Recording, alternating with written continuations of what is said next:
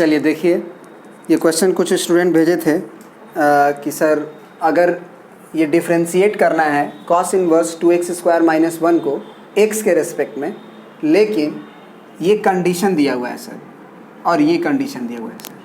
मतलब पहला कंडीशन अगर x का वैल्यू 0 1 के बीच में लाई करेगा तब कैसे डिफ्रेंशिएट करेंगे, और यदि x का वैल्यू -1 और 0 के बीच में दिया हुआ है तब कैसे डिफ्रेंशिएट करेंगे, यही क्वेश्चन है। ठीक है, तो चलिए स्टार्ट करते हैं। डिफ्रेंशिएट करना है तो सबसे पहले आप y मान लो, कॉस इनवर्स 2x² - 1। अब इसको डिफ्रेंशिएट करने से पहले इसमें अगर हम सब्स्टिट्यूशन यूज करें तो ये क्वेश्चन आसान होगा। 2x² - 1 को देखने के बाद आपको ये फील आना चाहिए कि 2 cos² x - 1 का जो फार्मूला होता है वो cos 2x होता है, और ऐसा अगर फील आ जाएगा तो हो सकता है कि cos इनवर्स cos 2x में हम 2x को क्या कर ले, बाहर कर सकते हैं विथ कंडीशन, अगर हमें बाहर करना अलाउ हो तब। तो इसमें हम सब्स्टिट्यूट करते हैं, पुट x = cos थीटा। ठीक है, तो इन्वर्ट करने के लिए आपको थीटा को भी मानना होगा इसी में, जैसे पुट किए हो ना उसी तरह से आपको एज्यूम करना होगा let theta belongs to greater than 0 less than pi. ये मान लिए। इतना मानने के बाद अब हम अगर ये थीटा जो है हमारा 0 और पाई के बीच में है तो हम कॉस को इधर भेज सकते हैं, मतलब कॉस इनवर्स x = थीटा लिख सकते हैं। ठीक है, अब जो है पहला कंडीशन के अनुसार x का वैल्यू अगर देखा जाए तो वो 0 और 1 के बीच में है, तो इसको भी देखा जाए कि चूंकि हमको दिया हुआ है कि x का वैल्यू 0 और 1 के बीच में है तो x का नाम तो cos थीटा के बराबर है, तो x के जगह पे हम cos थीटा लिख सकते हैं। तो cos थीटा अगर 0 और 1 के बीच में है तो निश्चित रूप से जो थीटा है वो पॉजिटिव हो गया, यानी कि थीटा जो है हमारा 0 और पाई के बीच में है, तो हमको पता है कि 0 और पाई में तो हमारा cos पॉजिटिव भी होता है और नेगेटिव भी होता है ना। π/2 के बाद हम अगर जाते हैं तो वो नेगेटिव होता है cos। ग्राफ से भी आके देख लो cos का, आपको पता होना चाहिए कि ये पाई होता है आपका और ये 0 होता है, तो 0 से π/2 तक तो cos ऊपर है और π/2 के बाद cos नीचे है। पूरा ग्राफ बनाने की आवश्यकता नहीं है ऐसे पूरा, क्यों? क्योंकि हमारा ग्राफ में केवल 0 और पाई तक ही वैलिड है, तो 0 से π/2 ही कंसीडर किया जाएगा according to the question x is lies between 0 to 1। चलिए, तो यहाँ से और जो है थीटा कम हो जाएगा, है ना। This imply theta is greater than 0 to π/2। यहाँ के बाद अगर आप थीटा को हटाओगे ना तो ये इनइक्वालिटी का डायरेक्शन बदल जाता है, ऐसे हो जाता है। क्यों? क्योंकि ये फंक्शन डिक्रीजिंग है ना, घट रहा है ना x के साथ जब बढ़ रहे हो तो अगर आप यहाँ पे आप ये चाहते हो कि थीटा बराबर हम लिखें तो ये इनइक्वालिटी ऐसे बदल जाएगा, और cos जब उधर जाएगा तो वो cos इनवर्स 1 होगा और ये cos इनवर्स 0 होगा, है ना। तो cos इनवर्स 1 कितना होता है? तो 0 होता है, आपको पता होना चाहिए। और cos इनवर्स 0 क्या होता है? π/2 होता है। तो आप देख लिए हैं कि थीटा का वैल्यू कहाँ से कहाँ तक गया, है ना। 0 की तरफ दबा हुआ है और π/2 की तरफ खुला हुआ है, तो ये थीटा का वैल्यू आया। तो यहाँ से भी देख सकते थे और ग्राफिकली आप डायरेक्ट भी ये लिख सकते थे। तो ये और ज़्यादा कम हो गया थीटा, यानी 0 से जो पाई में था उसमें थीटा और जो है रिड्यूस होके 0 और π/2 के बीच में हो गया। तो अब हमारे लिए क्वेश्चन और आसान हो जाएगा। ठीक है, तो अब इसके बाद हम क्या करेंगे, नाउ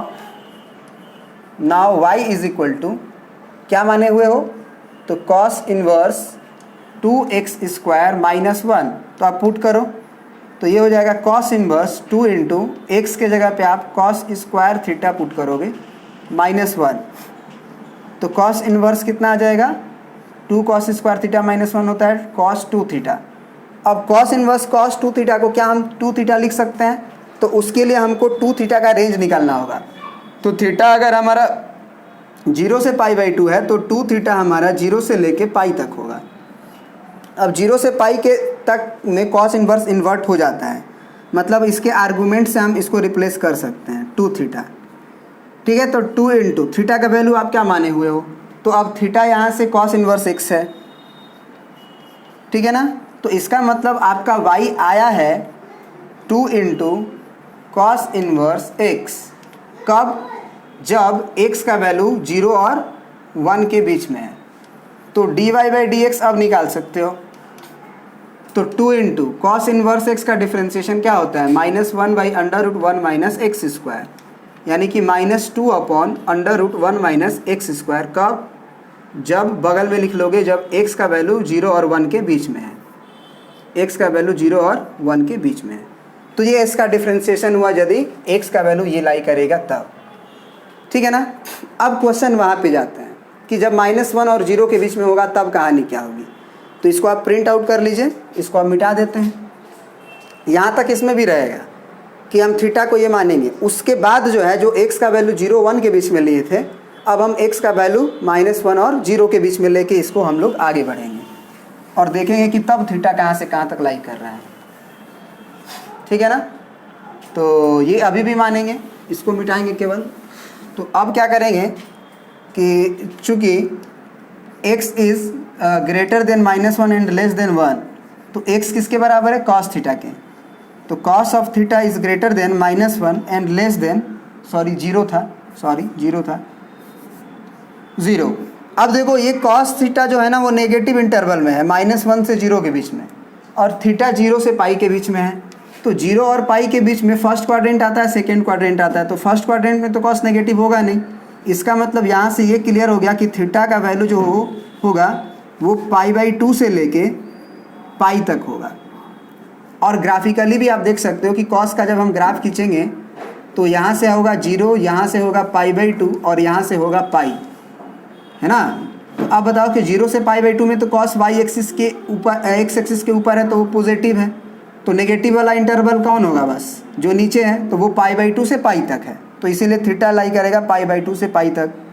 इसमें भी अगर आप इन्वर्ट करने की कोशिश करोगे, मतलब कॉस को इधर भेजना चाहोगे, तो ड्यू टू डिक्रीजिंग फंक्शन, ये फंक्शन डिक्रीजिंग है ना 0 और पाई के बीच में, तो ये पलट जाएगा, इनइक्वालिटी पलट जाएगा। मतलब इसके बाद तुम ऐसे भी इसको सॉल्व कर सकते थे।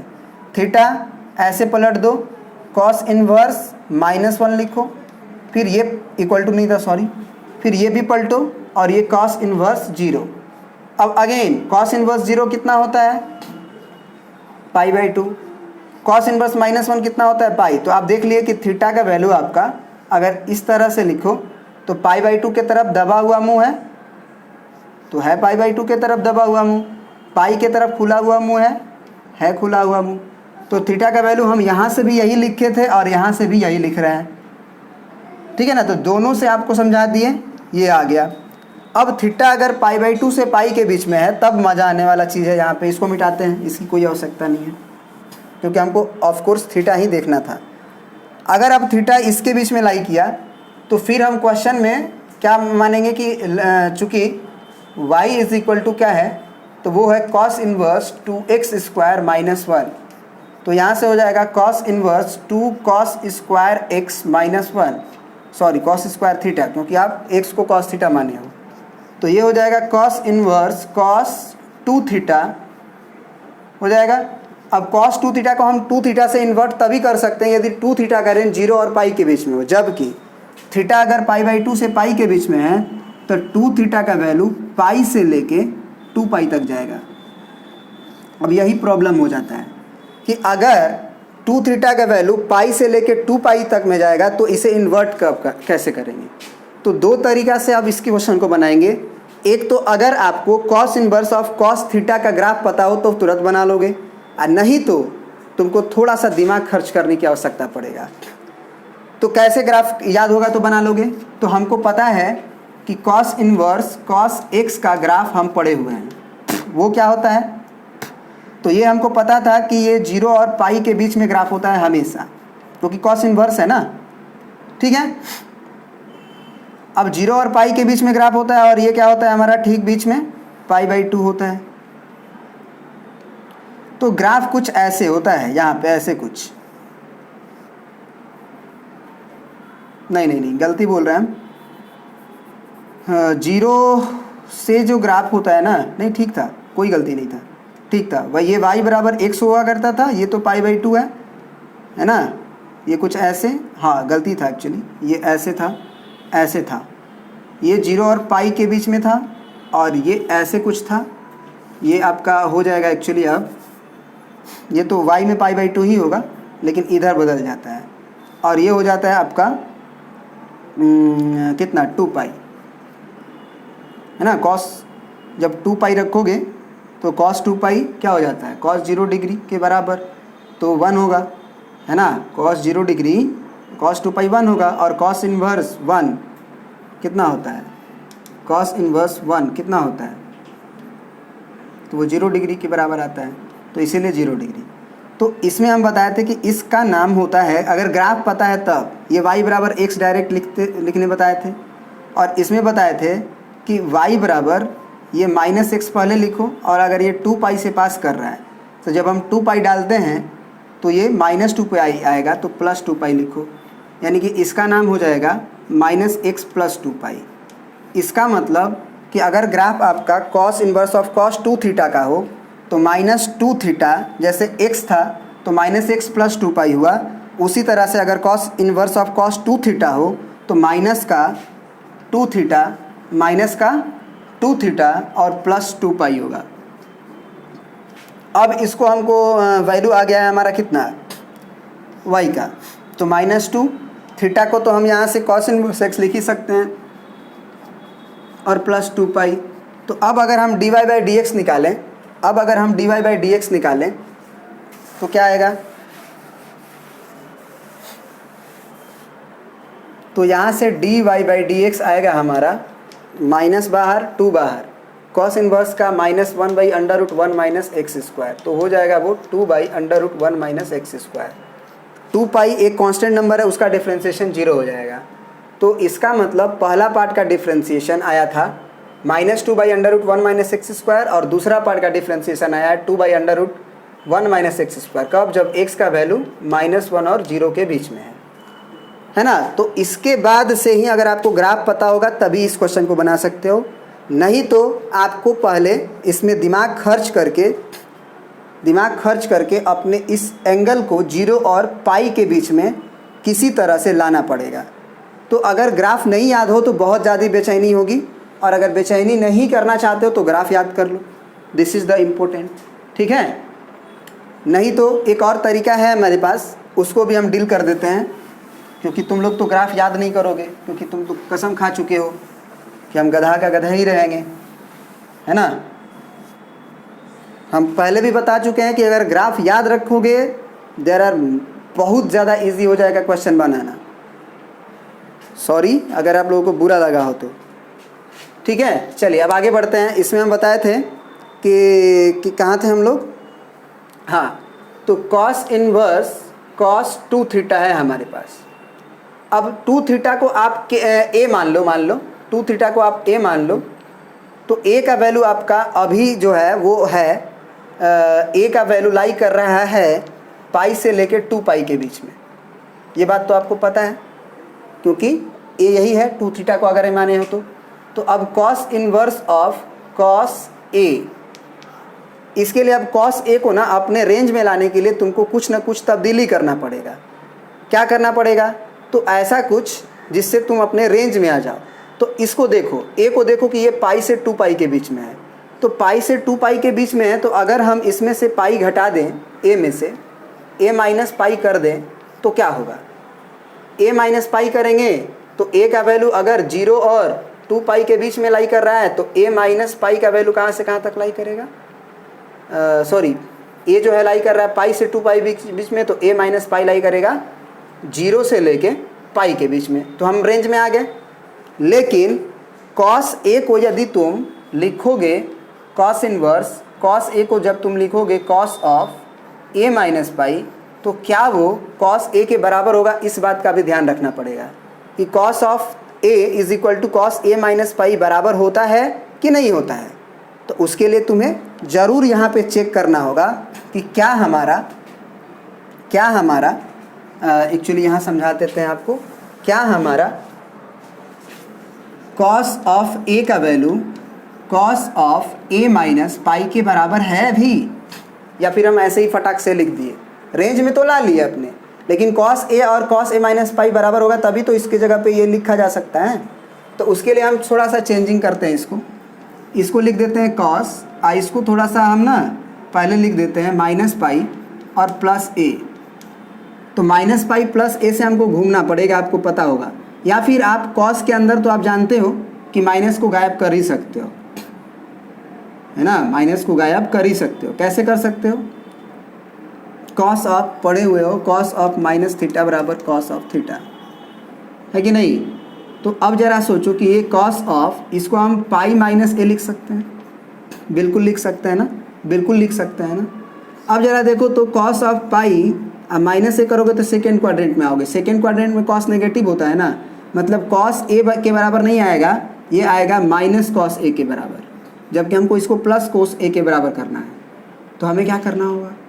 हमें एक बाहर माइनस लगाना होगा। अगर हम एक बाहर माइनस लगा देंगे तो बराबर हो जाएगा, तब बराबर हो जाएगा, क्योंकि अंदर से आएगा माइनस कॉस ए और ये माइनस प्लस हो जाएगा, ठीक है ना।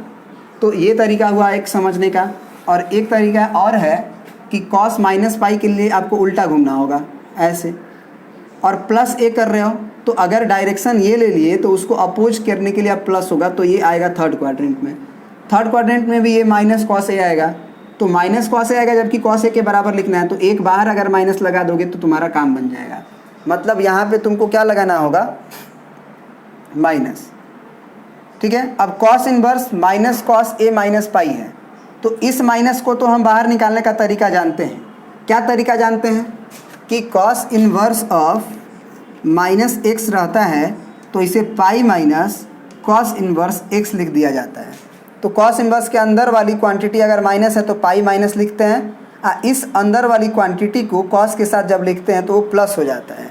तो उसी तरह से देखो कितना पापड़ बेलना पड़ रहा है तुमको, अगर ग्राफ नहीं याद है तब, अगर ग्राफ नहीं याद है तब। तो इसको हम क्या लिखेंगे? पाई माइनस, अगर ये माइनस को हटाना है तो पाई माइनस कॉस को पूरा माइनस को भूल जाएंगे, तो cos inverse A minus cos inverse cos of A minus pi, ठीक है ना।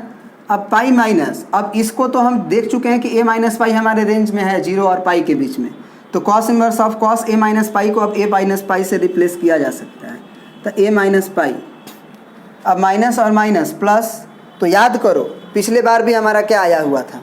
पिछले बार भी हमारा क्या हुआ था? क्या माइनस ए और प्लस 2 पाई आया हुआ था? ए तो आप माने हुए हो ना 2 थीटा, तो याद करो कि माइनस 2 थीटा, क्या तुम्हारा माइनस 2 थीटा और प्लस 2 पाई आया था? बिल्कुल आया था, जब ग्राफिकली भी हम बनाए थे। तो अगर ये आ गया तो उसके बाद डिफ्रेंशिएशन करना है, तो इसका डिफ्रेंशिएशन 0, -2 इंटू थीटा का डिफ्रेंशिएशन शायद किए थे तो आया था -2, और थीटा इसके वैल्यू के बराबर था कॉस इनवर्स एक्स के, तो वो हो जाएगा 1/√-1/√1 माइनस एक्स स्क्वायर, तो माइनस माइनस प्लस बन जाता है, तो आ जाता है answer 2/√1 minus x square. I hope कि ये चीज़ आप समझ गए होंगे, ठीक है ना। तो चलिए अब आगे बढ़ते हैं।